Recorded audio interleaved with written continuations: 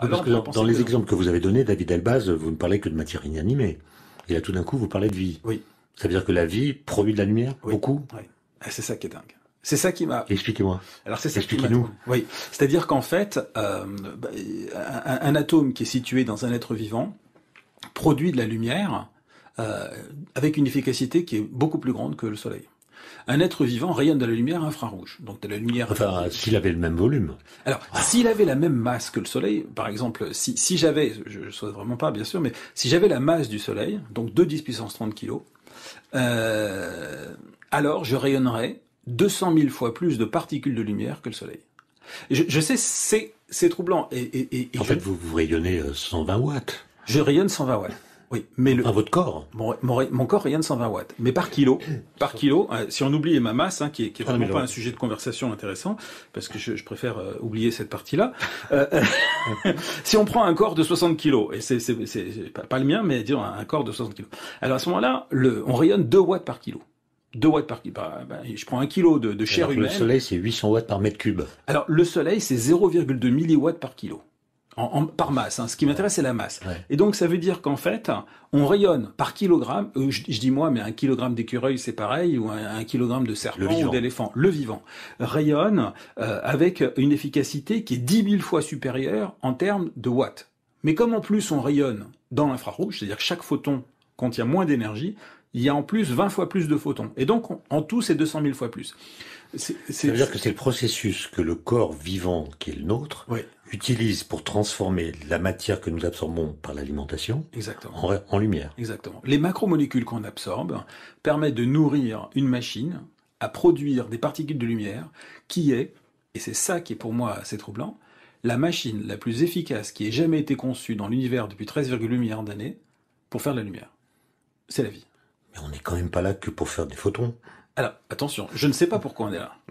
Je constate juste que si la matière a produit des étoiles, des planètes et la vie, ce n'est pas en violant le second principe de la thermodynamique, ce n'est pas, comme certains le disent parfois, que globalement, l'entropie augmentant, on peut la violer localement au niveau du vivant et que le vivant ne respecte pas les lois de la physique, c'est en respectant les mêmes lois physiques que celles de premier proton qui est né dans l'histoire de l'univers. Je veux juste réconcilier l'inerte et le vivant en disant que notre histoire s'inscrit dans l'histoire globale de l'univers et ça ne veut pas dire pourquoi elle est comme ça. Pourquoi, David Elbaz, votre livre s'intitule-t-il « La plus belle ruse de la lumière » ? Oui. Pourquoi ruse ? Alors pourquoi ruse ? Bon, d'abord parce que je reprends la phrase de Charles Baudelaire qui dit « Nous causâmes aussi de l'univers, de sa création et de sa future destruction.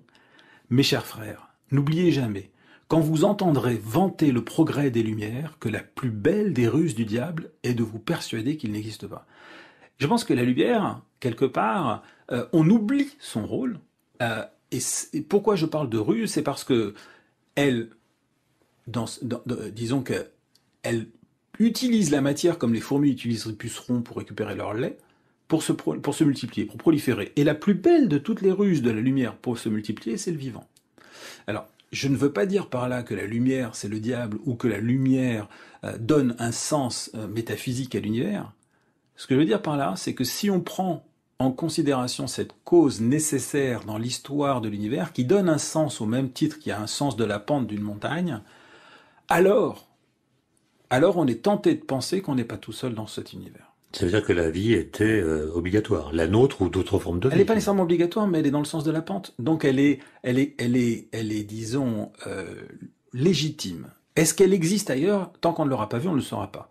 Parce que c'est pas parce que la vie répond le mieux à la propension de l'univers, à cette fameuse ruse de la lumière, qu'elle existe partout ailleurs. Je ne sais pas, mais je suis tenté de penser... Mais on ne connaît qu'une forme de vie, c'est celle qu'on trouve sur Terre. Est-ce qu'on serait capable de reconnaître ailleurs une autre vie qui serait complètement différente ? Ah, ça c'est une très bonne question. Nôtre. Ça c'est la question qu'on se pose au quotidien de la question de l'exobiologie, de recherche de biosignatures dans les atmosphères d'exoplanètes. C'est quand même dingue.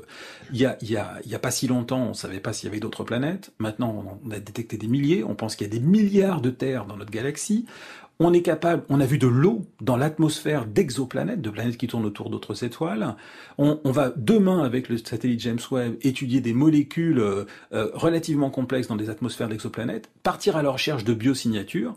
Donc, effectivement, on ne peut pas dire que le fait qu'on ne voit pas de vie prouve qu'il n'y en a pas, parce qu'il peut y avoir des formes de vie qu'on ne connaît pas, et donc on cherche ce qu'on connaît. L'absence de preuve n'est pas la preuve de l'absence. Exactement. Et en plus, on n'a que quelques planètes que l'on connaît, mais on peut quand même partir en quête de vie ailleurs, et effectivement, la forme qu'elle aura, elle sera probablement différente de la nôtre. Par contre, et là je ne suis pas un expert, mais je crois savoir que l'idée que l'eau soit fondamentale, et en particulier l'eau liquide pour l'émergence de la vie, est quand même une idée qui est assez tentante, parce que elle est un solvant, elle permet aux réactions chimiques de se faire, etc. Donc on a tendance à penser qu'avoir une planète avec de l'eau liquide dessus, c'est quand même une condition nécessaire.